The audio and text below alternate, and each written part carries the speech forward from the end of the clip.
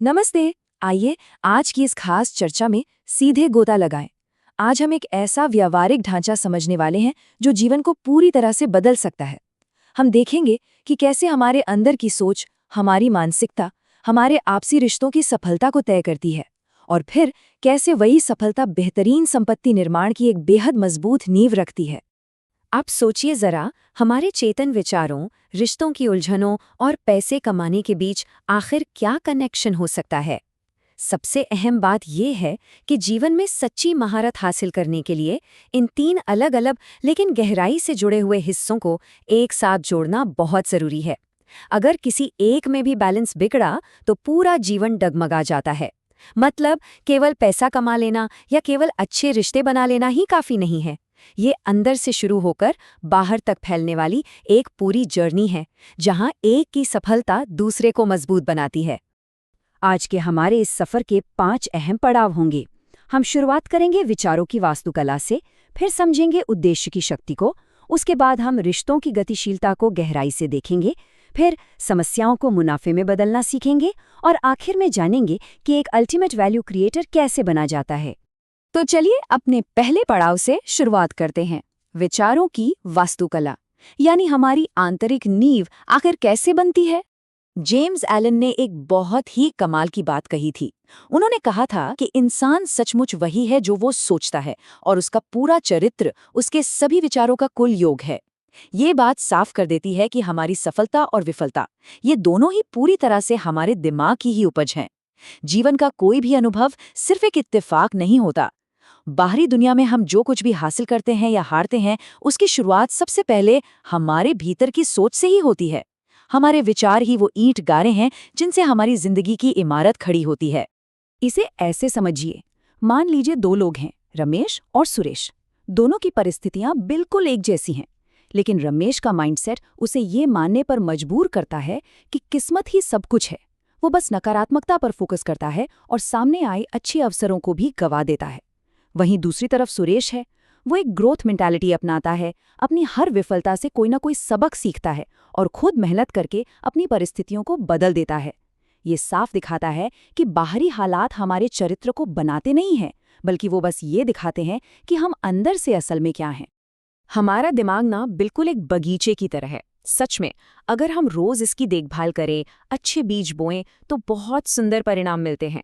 लेकिन अगर इसे ऐसे ही छोड़ दिया जाए तो क्या होगा? डर, ईर्ष्या और शक जैसे नकारात्मक खरपतवार पूरे दिमाग पर हावी हो जाएंगे। इसलिए अपने मानसिक स्पेस को सेल्फ डाउट से बचाने के लिए रोज इसकी सफाई जरूरी है। जैसे हम अपने फोन को जंक फाइल से साफ रखते हैं ना, बिल्कुल वैसे ही हर दिन अपने दिमाग के इस बगीचे में कृतज्ञता और अनुशासन के बीज बोना बहुत जरूरी है। और विज्ञान भी इस बात को 100% मानता है। हमारे विचारों और हमारे शरीर के स्वास्थ्य के बीच एक बहुत गहरा बायोलॉजिकल कनेक्शन है। जब हम डर या तनाव में होते हैं तो धड़कनें तेज हो जाती हैं, और लंबे समय में इसका असर हमारी इम्यूनिटी और नींद पर पड़ता है। लेकिन जब हमारे मन में आभार और शांति होती है, तब हमारी मांसपेशियां रिलैक्स करती हैं, शरीर में एक अलग ही एनर्जी होती है, और हम अंदर से स्वस्थ महसूस करते हैं। सीधा सा मतलब है, जो दिमाग में चलेगा वही शरीर पर दिखेगा। चलिए, अब जब नींव मजबूत हो गई है तो आगे बढ़ते हैं दूसरे हिस्से की तरफ, उद्देश्य की शक्ति, यानी अपनी दिशा खोजना। बिना किसी साफ लक्ष्य के इंसान की ऊर्जा हर जगह बिखर जाती है। वो इंसान उस जहाज की तरह होता है जिसका कोई रडार न हो, जो छोटी छोटी चिंताओं की लहरों से आसानी से भटक जाता है। लेकिन एक स्पष्ट उद्देश्य हमें पूरी तरह से बदल देता है। एक प्रेरित व्यक्ति बिल्कुल फोकस्ड एनर्जी के साथ आगे बढ़ता है, ठीक उस इंजीनियर की तरह जो दुनिया की बातों की परवाह किए बिना अपना पूरा ध्यान एक बेहद प्रभावशाली स्टार्टअप बनाने में लगा देता है। ये सही दिशा ही तो है जो हमारे ख्यालों को हकीकत में बदलती है। यही काम आती है विजन तकनीक। ये एक ऐसा जबरदस्त तरीका है जहां हम कोई भी काम करने से पहले ही अपने अंदर की पहचान को अपने बाहरी लक्ष्यों के साथ पूरी तरह अलाइन कर लेते हैं। आसान भाषा में कहें तो ये सफलता का मानसिक पूर्वाभ्यास है, जैसे कि हमने वो लक्ष्य पहले ही हासिल कर लिया हो। आपको पता है, दुनिया के महान एथलीट्स बिल्कुल इसी वैज्ञानिक तरीके का इस्तेमाल करते हैं। वो मैदान पर उतरने से बहुत पहले ही जीत का पूरा सीन अपने दिमाग में जी लेते हैं। इससे सोच और असलियत के बीच का फर्क मिट सा जाता है। अब आते हैं तीसरे पड़ाव पर, रिश्तों की गतिशीलता को समझना। चलिए देखते हैं कि कैसे हमारा आंतरिक उद्देश्य हमारे रिश्तों में एक मजबूत लंगर की तरह काम करता है।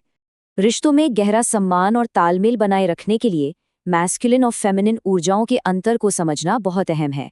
मैस्कुलिन ऊर्जा एक पहाड़ की तरह है, जिसमें दिशा है, नेतृत्व है और जो अपनी जगह पर अडिग है। वहीं दूसरी ओर फेमिनिन ऊर्जा मौसम की तरह होती है, जो बहती है, जिसमें गहरी भावनाएं हैं और जो लगातार बदलती रहती है।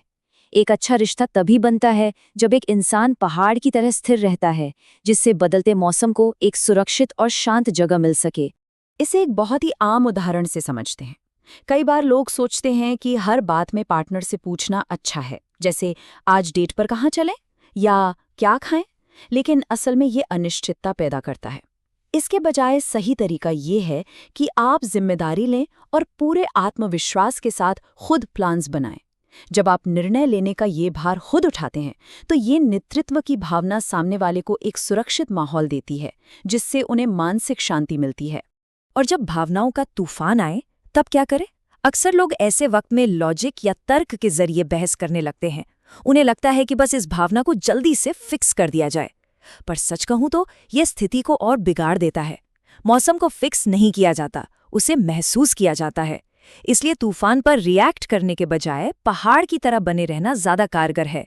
शांत रहिए, बातों को गहराई से सुनिए और बिना घबराए पूरा सपोर्ट दीजिए। आप पहाड़ बनकर खड़े रहेंगे तो कैसा भी तूफान हो, वो खुद ब खुद शांत हो जाएगा। एक और बेहद अहम बात, जैसे एक कप्तान के लिए डूबते जहाज को बचाना सबसे ऊपर होता है, वैसे ही एक मजबूत इंसान का अपना मुख्य मिशन हमेशा रिश्तों की छोटी-मोटी मांगों से ऊपर होना चाहिए। अपने व्यक्तिगत लक्ष्यों को दांव पर लगाकर सिर्फ दूसरों को खुश करने की आदत, जिसे पीपल प्लीजिंग कहते हैं, अंत में आपका सारा सम्मान खत्म कर देती है। सच्ची ग्रोथ और अटूट सम्मान पाने के लिए हमेशा अपने कंफर्ट जोन से थोड़ा बाहर कदम रखना ही पड़ता है।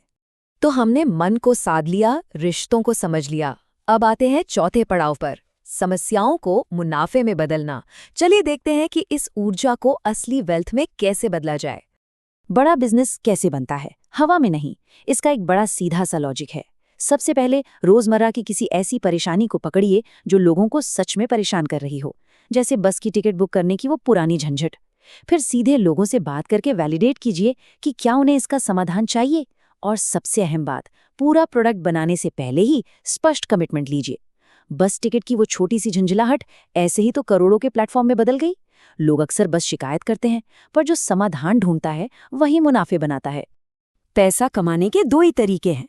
पहला है अपना समय बेचना, जहां आपकी कमाई दिन के उन 24 घंटों की सीमा में कैद रहती है। आप उससे ज्यादा नहीं कमा सकते। लेकिन दूसरा और कहीं ज्यादा दमदार तरीका है अपनी एक्सपर्टीज या विशेषज्ञता बेचना। मान लीजिए आपके पास अकाउंटिंग की बेहतरीन नॉलेज है। आप उस ज्ञान को एक पैकेज बनाकर एक ही समय में कई ग्राहकों को दे सकते हैं। समय की तो एक लिमिट है, पर जब आप अपने कौशल को स्केल करते हैं तो कमाई की कोई सीमा नहीं रह जाती। और अब हमारे इस सफर का आखिरी हिस्सा, अल्टीमेट वैल्यू क्रिएटर बनना। कैसे इस सफलता को लंबे समय तक टिकाए रखा जाए, आइए समझते हैं। आपको पता है, बड़े बड़े साम्राज्य अक्सर एक बेहद छोटी सी शुरुआत से बनते हैं, लेकिन उनका असली सीक्रेट क्या है? वो नए ग्राहकों के पीछे भागने से ज्यादा अपने मौजूदा ग्राहकों को बनाए रखने पर फोकस करते हैं, क्योंकि इसमें ऊर्जा और पैसा दोनों कम लगते हैं। अपने पुराने ग्राहकों से जुड़े रहने से, उन्हें कॉल करने से एक फिक्स्ड और बार बार आने वाली इनकम का जरिया बन जाता है।